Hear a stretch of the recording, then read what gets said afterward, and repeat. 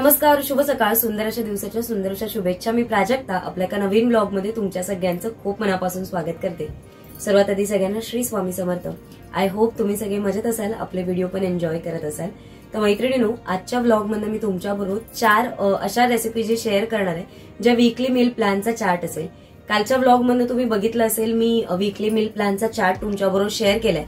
त्याचबरोबर आपण ज्या भाज्या आणल्या आणि त्याचबरोबर त्याच्या अनुषंगाने आपण आपला चार्ट कसा तयार करायचा तेच मी कालच्या ब्लॉग मध्ये तुम्हाला दाखवलेलंच होतं.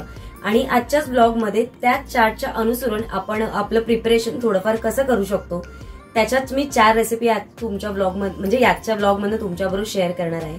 रेसिपी नक्की तुम्ही ट्राय करून बघा, तुम्हाला नक्की आवडतील. आणि येणाऱ्या ब्लॉग मधनं इंटरेस्टिंग अशा काही रेसिपी ज्या आपण वीकली मील चार्ट मध्ये इन्क्लूड केल्यात किंवा आजच्या ब्लॉग मध्ये ज्या बघणार आहोत त्या दोन्ही रेसिपीज येणाऱ्या ब्लॉग मधनं तुम्हाला बघायला मिळतील. तर ब्लॉग कुठेही स्किप करू नका, सुरुवातीपासून शेवटपर्यंत बघा. व्हिडिओ थोडे जरी आवडत असतील तर लाईक, शेअर, चॅनलला सबस्क्राईब करायला विसरू नका. आणि चला तर मग आता जास्तची बडबड न करता ब्लॉगला सुरुवात करूया. 4 रेसिपी साध्या सोप्या आहेत, पण आपण कधी त्याचा विचार करत नाही, कंटाळा करतो करायला, किंवा असं वाटतं की अरे आपली रेसिपी तशी होईल की नाही, किंवा परफेक्ट एक रेसिपीचा जो टॅग असतो ना तो आपल्या पण पदार्थाला कधीतरी मिळेल की नाही. तर नक्की मिळेल, तुम्ही माझ्या पद्धतीने नक्की करून बघा. चला तर मग सुरुवात करूया. सुरुवात करणार आहोत आपण पालकाच्या वडीपासून. तर मी इथे पालक घेतलेला आहे, धुवून घेतलेला, आणि नंतर तो मी सलाड स्पिनरमध्ये जस्ट फिरवून घेते, म्हणजे त्याच्यातलं जे काही एक्सेस पाणी असेल ते सगळं निथळून जाईल आणि जास्तीचं पाणी राहणार नाही. कारण मग पाणी जास्त राहिलं तर मग आपल्याला बेसन खूप जास्त लागतं, त्याच्यामुळे वड्या पण नंतर अगदी खुसखुशीत अशा होत नाहीत. थोडं पीठ जास्त झालं तर मग थोडासा बेसनचा फ्लेवर जास्त लागतो आणि पालकाचा फ्लेवर कमी लागतो. त्यासाठी म्हणून मग पाणी पूर्णपणे निथळून घ्यायचं. इथे पालक मी आता चिरून घेतलेला आहे, अगदी रफ चिरून घेतलेला आहे, खूप असं अगदी बारीक असं पण नाही चिरून घेतलाय. पाणी गरम करायला ठेवलंय वडी उकडण्यासाठी, तोपर्यंत आपली इथे वडी देखील तयार होईल. याच्यामध्ये अगदी बेसिक मसाले टाकलेत मी, थोडंसं मीठ टाकलंय. त्यानंतर याच्यामध्ये मी धण्याची पावडर टाकलेली आहे, 2 मोठे चमचे मी धण्याची पावडर टाकली. तुम्हाला धणा जिरा पावडर टाकायची असेल तर तुम्ही टाकू शकता, पण मी इथे अख्खं जिरं वापरलेलं आहे आणि धण्याची पावडर. लाल तिखट वापरलेलं आहे. याच्यामध्ये लाल तिखटच आहे, म्हणजे याच्यामध्ये कुठलाही मसाला ऍड नाहीये, फक्त कलरसाठी आणि थोडंसं फ्लेवरसाठी म्हणून लाल तिखट वापरलेलं आहे. थोडीशी हळद टाकलेली, तुम्हाला पाहिजे तर तुम्ही तीळ टाका, मी तीळ नाही टाकलेलं आहे, फक्त जिरं टाकलेलं आहे, धण्याची पावडर, मसाला, हळद आणि मीठ. अगदी हे सगळं मिक्स करून घ्यायचं, म्हणजे याच्याने मिठाने बऱ्यापैकी पाणी सुटेल. आणि नंतर याच्यामध्ये मी बेसन मिक्स करणार आहे, म्हणजे एक्स्ट्राची पाण्याची जास्तची अशी गरज लागत नाही. पहिलंच जर आपण पाणी ओतलं तर मिठाचं पाणी जे सुटतं ते आणि पाणी असं खूप पाणी होऊन जातं आणि मग बेसन खूप जास्त असं लागलं जातं आपल्या वडीसाठी. तर इथे जेवढी गरज आहे तेवढंच पाणी घेऊन आपण बेसनचं जे मिश्रण झालंय आपलं हे वडीचं ते मळून घ्यायचं. आणि जेवढं तुम्ही मळत जाल ना तेवढं ते आपोआप त्याला पाणी सुटत जाईल मिठामुळे. तर इथे मी याच्या ना 3 वड्या करून घेणार आहे आणि अगदी पातळ अशा वड्या करणार आहे. खूप जाड अशा जशा अडुवळ्याच्या वड्या किंवा आपल्याकडे 2च वड्या आपल्याला जेव्हा करायच्या असतात ना तेव्हा आपण कसं करतो तेव्हा तशा मी नाही करणार आहे. चाळणीला थोडंसं तेल लावून घ्यायचं. तेल लावून घेतलं की खाली चिटकत नाहीत, इझिली पटकन निघून जातात. तर तेच तेल लावून घेते. आणि तुम्ही बघाल ना तर अगदी पातळ, म्हणजे जेवढे आपण एक छोटीशी वडी असते ना, आपली कोथिंबीर वडी वगैरे जेव्हा आपण करतो तुकड्या तुकड्यांमध्ये छोट्याशा स्क्वेअरमध्ये असतात, तेवढीच वडी ही कापून होईल ना, एवढ्याच अनुषंगाने मी ना त्या लांब लांब आणि 3 वड्या त्याच्या करून घेतल्यात. आणि या आपल्याला 10 ते 12 मिनिटासाठी स्टीम करून घ्यायच्यात. 10 ते 12 मिनिटामध्ये अगदी या परफेक्ट उकडल्या जातात. थोडंसं वरून जर तीळ टाकले ना तर खाताना नंतर खूप छान देखील लागतात. तुम्ही डीप फ्राय करणार असाल तरी चालेल, शॅलो फ्राय केलात तरीही चालेल, पण मी हे आपल्या कढीमध्ये टाकून ही वडी सर्व करणार आहे. ते येणाऱ्या व्लॉगमधून ती रेसिपी तुम्हाला बघायला मिळेल. तुम्ही कधी अशी रेसिपी ट्राय केली आहे का, मला नक्की कमेंट करून सांगा. आता आपण पालकची वडी स्टीम करायला ठेवू. एक 10 ते 12 मिनिटासाठी आपण स्टीम करून ठेवायचं. आणि पाणी बघा मी कितपत उकळवलंय, अगदी जास्त असं पण उकळवायचं नाही तर खूप जास्तची स्टीम देखील होते. तर आता ते तयार होईपर्यंत आपण एका साईडला घी पोळी इडलीची जो मसाला असतो ना, तुम्ही खाल्ली असेल तर सगळ्यांनाच आवडतो तो मसाला, तर तो तयार करून घ्यायचा आहे. तर इथे मी एका पॅनमध्ये थोडंसं तेल गरम केलंय. याच्यामध्ये मी 1 कप उडदाची डाळ घेतलेली. उडदाची डाळ पहिली आपण खूप एकदम खरपूस रंगावर भाजून घ्यायचे. बऱ्यापैकी ती थोडीशी भाजायला आली की आपण याच्यामध्ये 1 पेला चण्याची डाळ टाकणार आहोत. चण्याची डाळ पण आपल्याला याच्याबरोबर छानपैकी खरपूस रंगावर भाजून घ्यायची. जेव्हा आपली ती डाळ भाजत येईल तेव्हा याच्यामध्ये आपण 1 चमचा तुरीची डाळ टाकणार आहोत.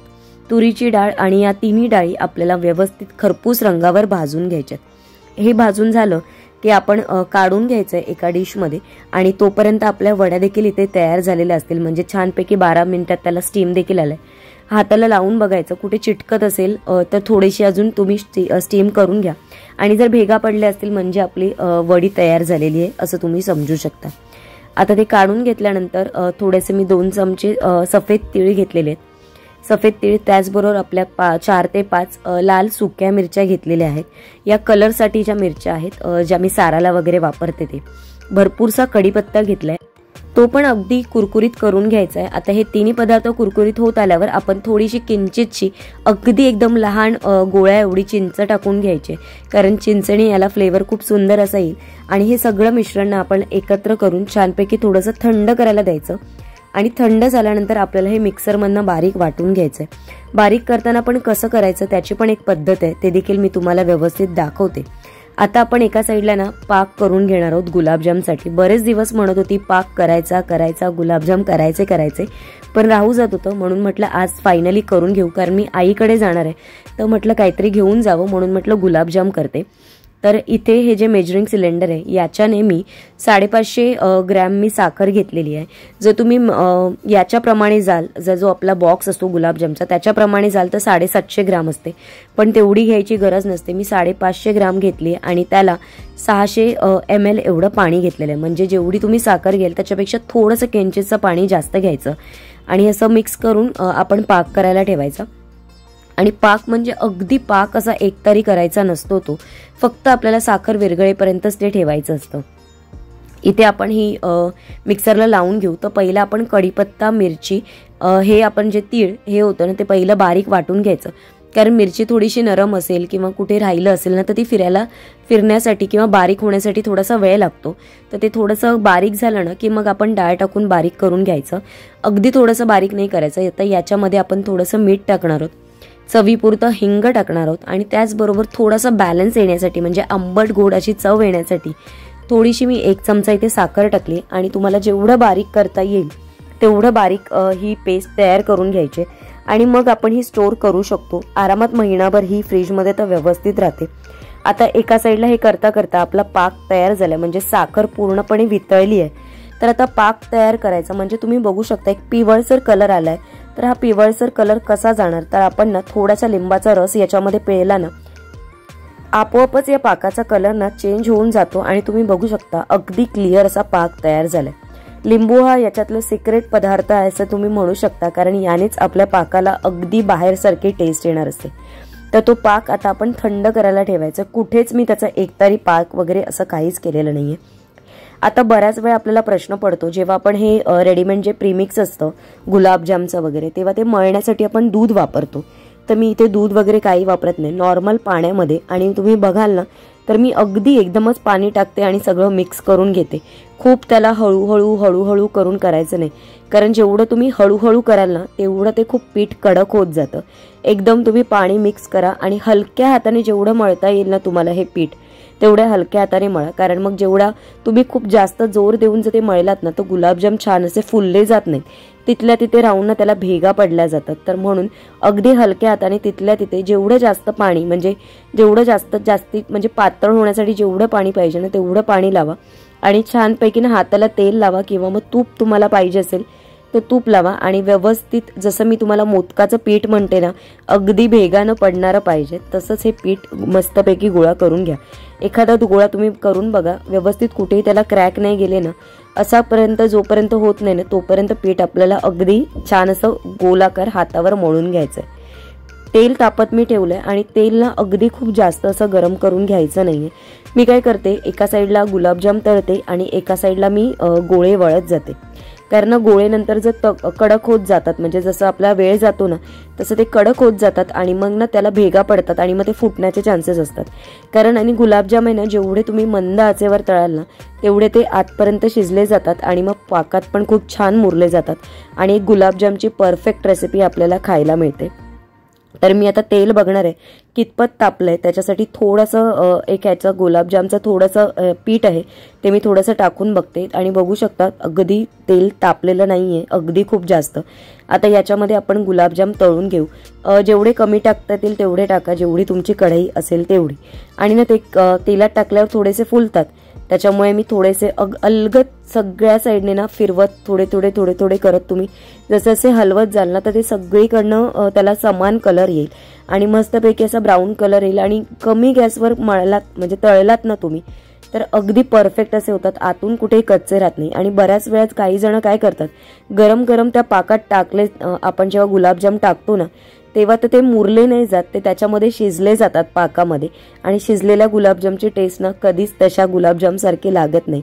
त्याच्यामुळे पाक ना तुम्ही नेहमी थंड करूनच त्याच्यामध्ये गुलाबजाम टाका. आणि शक्यतो तुम्ही रात्री करा किंवा जर दुपारी केलात आणि संध्याकाळी खायचे असेल तरी चालेल. एक 5 ते 6 तास तर ते पाकात छानपैकी मुरले ना तरच ते गुलाबजाम सारखे लागतात. तुम्हाला जर पाकामध्ये वेलची पावडर टाकायची असेल, थोडंसं केशर टाकायचं असेल तरी टाकलं तरी चालेल, पण मी काही टाकलेलं नाहीये. तुम्ही माझ्या या पद्धतीने एकदा हे गुलाबजाम असे करून बघा, कारण बऱ्याचशा आपल्या मैत्रिणींचे गुलाबजाम कितीही केले तरी ते तसे होत नाहीत, म्हणून ही रेसिपी खास तुमच्यासाठी शेअर केलेली आहे.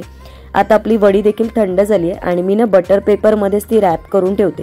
बऱ्याच वेळा टिश्यू पेपर पण वापरते मी, पण आता मी स्टीलचा डब्बा वापरते त्याच्यामुळे मी बटर पेपर घेते. जेव्हा काचेचा कंटेनर वापरते तेव्हा त्याच्यामध्ये मी टिश्यू पेपरमध्ये रॅप करून ठेवते. तर आता हे आपण याच्यामध्ये भरून ठेवू आणि हे देखील व्यवस्थित फ्रीजमध्ये तसंच राहतात, कुठेच काही प्रॉब्लेम होत नाही. आणि तुम्ही पाक बघू शकता अगदी क्लिअर देखील आहे आणि मस्तपैकी त्याचा ना जो पिवळसर कलर होता ना तो अगदी गायब झालेला आहे लिंबू पिळल्यामुळे.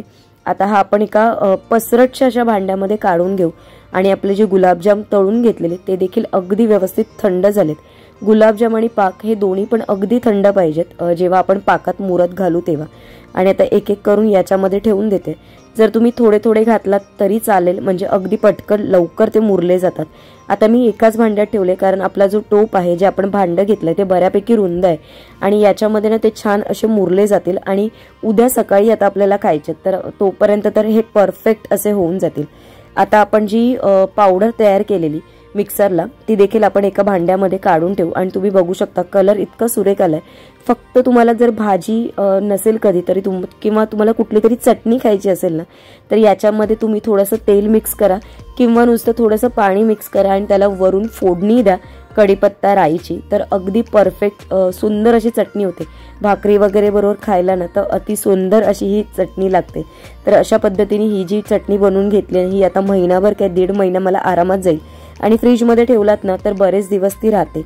आता आपण काय करणार आहोत, आंबोळीचं बॅटर म्हणजे आपलं इडलीसाठी जे आपण बॅटर तयार करणार होतो, म्हणजे सकाळी मी जाताना भिजत घालून घेतलेली ते आता मी वाटून घेणार आहे. तर मी सगळ्या डाळी आणि मेथी हे एकत्र मिक्स करून घेऊन मग ते बारीक वाटून घेणार आहे आणि त्याच्यानंतर मग तांदूळ आणि जे आपलं नाचणीचं आहे ते बॅटर एका ठिकाणी करून घेणार आहे. पुढच्या वीकमध्ये मी तुम्हाला आपण जो आपल्याला गव्हाचे जे बारीक हे मिळतात लापशीचा जो रवा असतो त्याच्या म्हणजे तो वापरून आपण कशा पद्धतीने इडली किंवा डोसा घरच्या घरी करू शकतो ते मी दाखवणार आहे.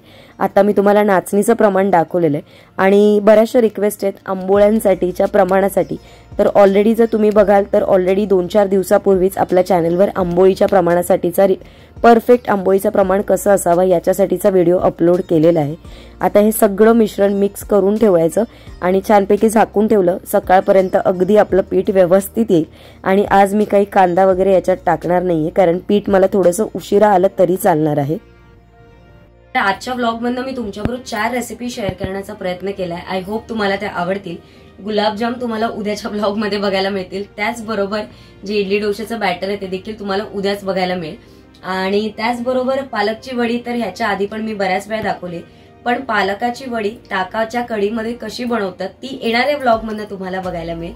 आणि घी पोळी इडलीची जी रेसिपी मी शेअर केलेली आहे ना ती नक्की, माझी रिक्वेस्ट असेल तुम्हाला, तुम्ही नक्की ट्राय करून बघा. फक्त इडलीसाठी किंवा उत्तप्प्यासाठी तर नाहीच, तुम्ही भाकरी बरोबर जरी तेल थोडंसं टाकलं त्याच्यामध्ये किंवा थोडंसं तूप मिक्स करून जरी खाल्लं ना तरी एक्सलेंट असा त्याचा म्हणजे ती टेस्ट भन्नाटच असेल, तुमच्या जिभेवर रेंगाळत राहील ती टेस्ट.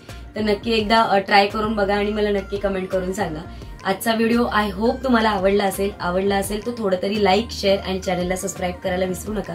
लवकरच भेटू माझ्याच एका छानशा ब्लॉग सोबत. तोपर्यंत सगळ्यांना Shri Swami Samarth. Bye bye and take care.